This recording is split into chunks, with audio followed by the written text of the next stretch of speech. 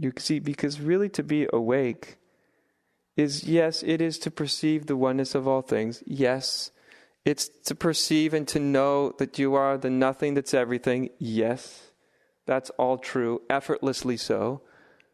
That's all true. And in many ways, most importantly, it is that driving sort of energy, which is really the me in motion, it's the verb called me, ceases.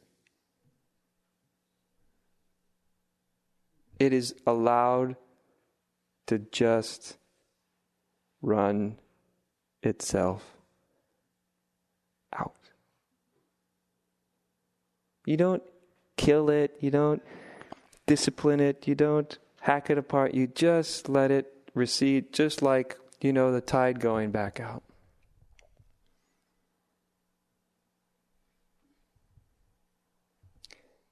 And then there's a new way of being, you see?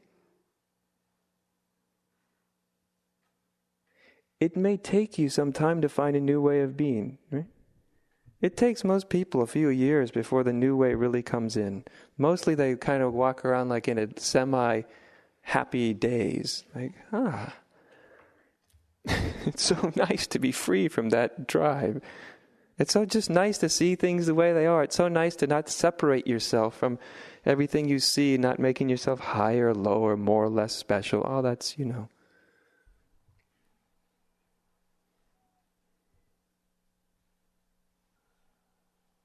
But it's the absence of that kind of verb of me, constantly seeking resolution in everything. There's no resolution for it, you see? There's no resolution for it. The resolution for it is the disappearance of it, That's the resolution. That's why I wonder sometimes, I'll scratch my head and I go, I wonder if people actually want what I'm teaching. I mean, I'm sure if they're here, they think they want what I'm teaching, but I would go, I wonder if they really knew what it was. I don't mean to suggest it's unpleasant in any way. Not at all. It's very, very pleasant, but it's not what anybody expects. It's not anything I expected. It's not at all what I imagined it would be, and it's never what anybody imagines it's going to be, you see? What's that? I want it. You want it. You'll never get it.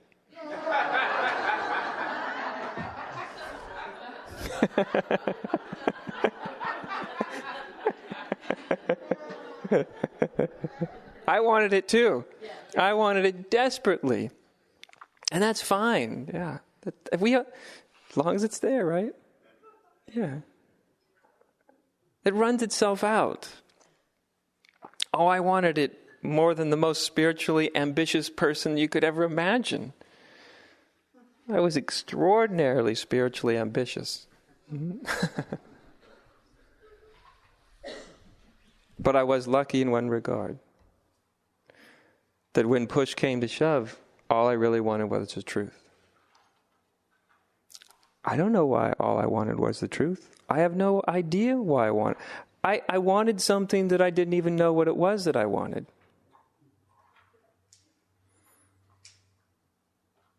Just like many of you.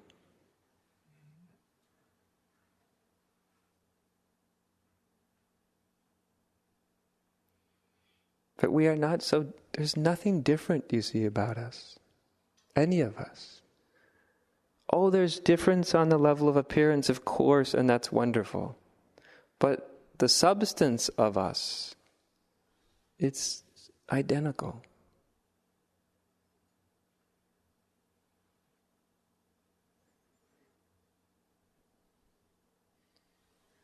That's the rub. Nobody ends up special. Or you just see it the other way. Everybody ends up special, but equally so. You can see it either way, If everyone's special, then what does special mean anymore? Not much, right?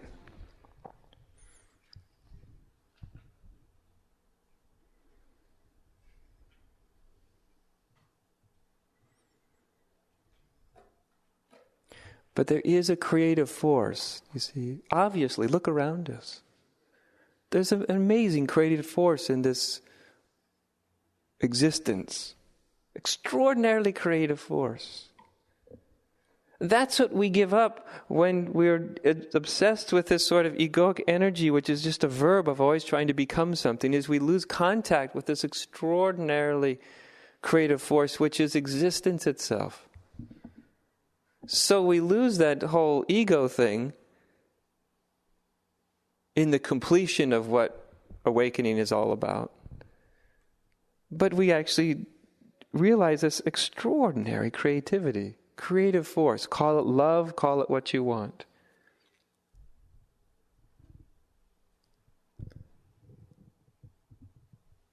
How curious it is.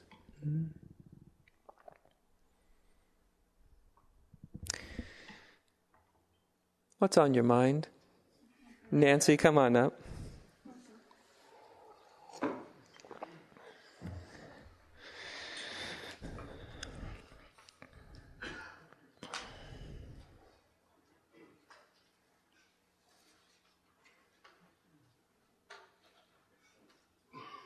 I think this question comes out of being afraid of getting it wrong again, and it's a repetition of a question, another form of a question I keep asking you. Lately I feel I'm being stopped in a way I've never been stopped before. And it's kind of, on the whole, a kind of really intense nightmare, a lot of it. Waking up all through the night, very much in the body. Oh, yes. A lot of... how to describe it? It's in the body. I don't know how to describe it. Yeah. And I guess the question is, and it's a stupid question, but here it is there's some preference to wanting it just to wash over me. Yeah. Because actually in the washing over me, all the tendencies and all the nightmares and all somehow get transformed in some way, or they're evolving a little bit. Things are dropping. But then I listen to your tapes and I hear you're saying, and I know this, that when a certain story comes up, and they do come up, or a certain demand that reality go a certain way, to ask, is it true? And I must admit, I must be so fed up with any kind of inquiry that something in me doesn't even want to ask that question, even though it is begging to be asked by the absurdity of whatever this story is. Yeah. Still, I just would rather, just... Would rather what? Well, I'd rather just experience the whole bloody thing, just letting it wash over me, just good, and not. I can hardly lift up the words to say, is it true? Perfect. Good for you. That doesn't sound good for me. Of course it doesn't. I understand that. Yeah, because to your mind, you're not doing something right. I mean, hence and it's the beginning not of the that question. stupid stories and stupid demands on reality don't come up. Yep. Fine. Okay. Let it wash over you then. That's what I want to do. Yeah, I'm glad the question, you just can't ask the damn question. I can't. Or I make myself at times. But you see, because the inquiry, the truth is that the spiritual inquiry is just a way of utilizing the egoic energy. I know, but that's hard to see the stupidity of what I'm maintaining. Yeah. Well, okay. Okay. That's part of it, though, as you see the total stupidity of it, the futility of it, the silliness of it, the repetitiousness, and you realize there's nothing I can really do to stop it from happening. Well, no, I think I should, and I probably can stop it from happening if I say, "Is it true?" Okay, then stop saying, "Is it true?" See, when your mind says "should," a little light bulb should go on that says. We're veering dangerously into unreality, should. Yeah. All right? Yeah. And I'm being truly... You see, this is what I'm saying, Nancy, is... this is the part that a teacher cannot teach.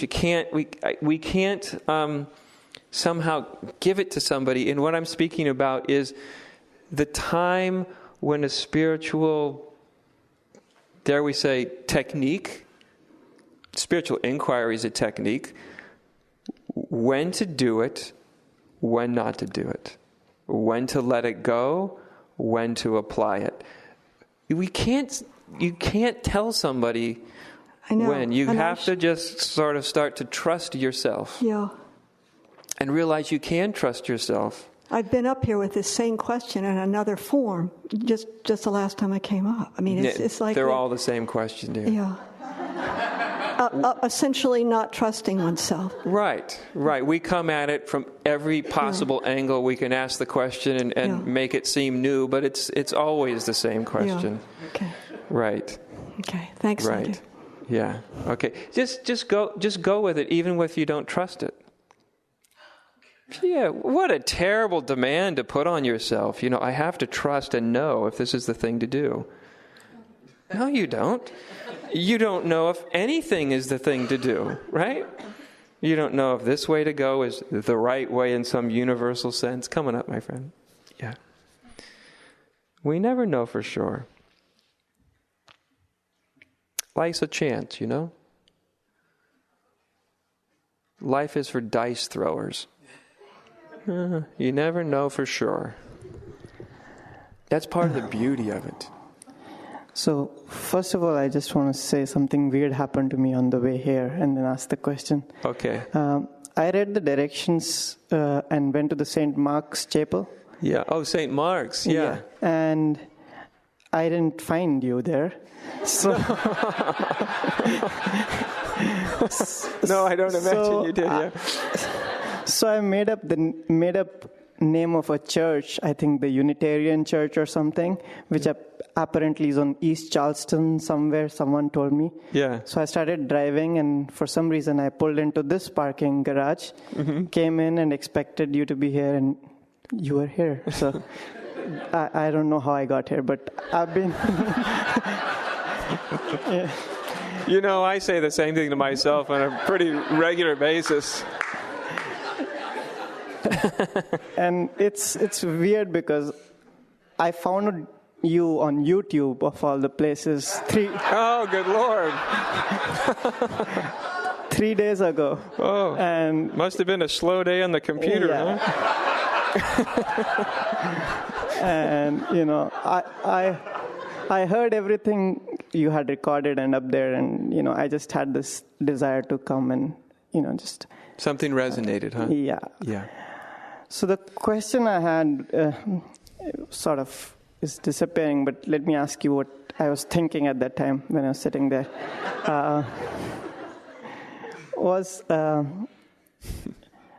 Who gets enlightened? I mean... Nobody. Nobody, right? Right, so right. Anybody that says they're enlightened isn't, by the very definition of it. Because the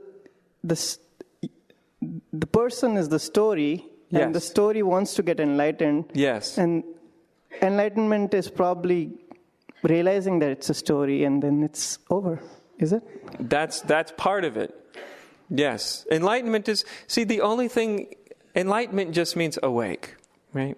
Perceiving reality. That's all. But who's awake if you are not there anymore? Okay, well let's bring it down to something that's connected with your experience, all right? I always like to make this as practical as possible. Yeah. Okay? So instead of saying enlightenment, just for the moment, this may help answer your question. It's a great question, by the way. Awareness is happening right now, is it not?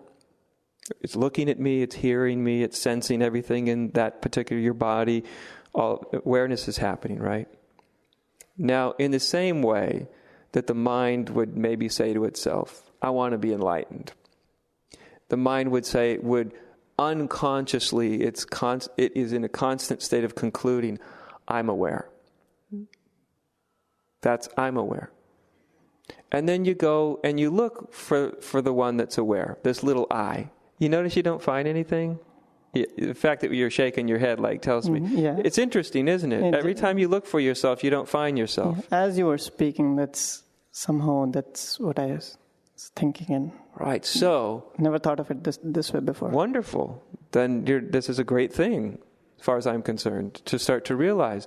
Then it's not true that you or I or anything or anybody else is aware, is it? What is it that's aware then? It just is. There you go. But If anything's aware, awareness is aware. my question then is, how can I hold on to this? It feels like... Of course. So the mind comes like, up and says, this is wonderful. How do I hold on to this? Yeah. Right? And now I'm speaking to the mind, and I'm saying, you've just asked a wonderful question that has no answer at all, because you remember, you aren't the one that's aware.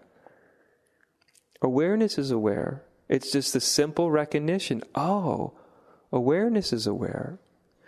The you thought comes in and says, how do I maintain this? But see, this isn't a state you're maintaining, is it? It's not like we've created something, like we've sang some music together and you feel really great and blissed out and you want to know how to maintain it, right? It feels fake right now. It feels great. That's what I said. Fake. I'm not used to the feeling itself is immaterial. Whether you feel good or bad, whether it feels real or unreal. The feeling doesn't matter, does it? No. It's just how your body's responding. It's the question you asked and your observation of your own experience. If you look for yourself and you don't find a someone or something that is aware, that owns awareness, then that you've seen that. It doesn't matter how you feel about it, what you think about it. I remember the story though. It is what it is. What's what? I remember the story of me still though. What's the story? I Fine. was a story. It's still there, right? Somewhere. Yes, of course it's still there. Did you think you're necessarily going to get rid of it? No, not really. It's just a story. I don't know. You know, probably. I don't know. What am I supposed to know?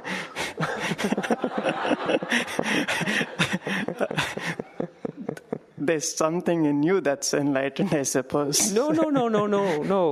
It's not that way. Don't look at me and go, there walks an enlightened guy or an enlightened being, and think me any different from you.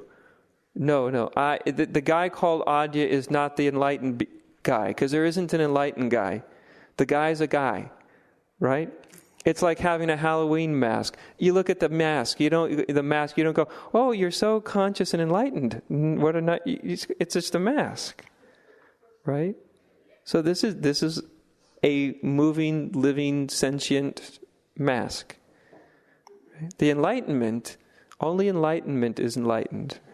Only consciousness is conscious. It sounds like a very big word, like enlightenment. Like, how could someone like me or someone like us? I know. Yeah. Sounds. That's what I meant by it sounds fake. Yeah, I know, because it's so contrary, isn't it? Yeah. Enlightenment in the cultural ideas is enlightenment is for special people, right? But let's look at that. If it's all one, how could that be true? You see how it doesn't add up with oneness. If it's all one, then very ordinary people are the one. Either it's all one or it's not all one.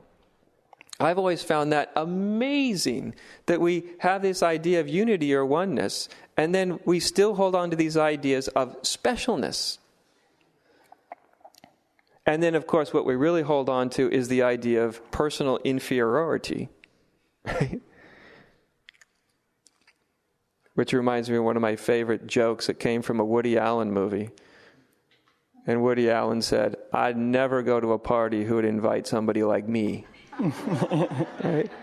That's a spiritual seeker's dilemma. I want enlightenment, but if it will allow someone like me to be enlightened, I don't want anything to do with it. Because then it won't look like the way I want it to look. You see what I mean? It's like a party I wouldn't want to go to. Yeah, and maybe I don't even want enlightenment. I just wanted to find out what it is. What it is, yeah. You know what I mean? I know what you mean. Yeah. Yeah. I don't think I really want it. Maybe you Not do. like you're grabbing for maybe it. you do, but I don't think I really want it. I just want to know what it is, and and then and then go back home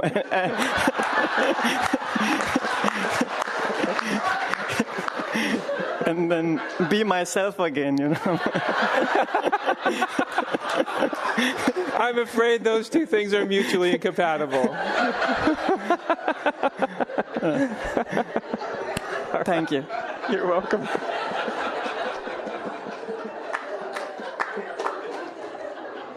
Oh. Enlightenment is just realizing what you are. That's it. That's enlightenment, realizing what you are. You realize what you are, then you realize what everything else is. And I'll stop there. Come on up.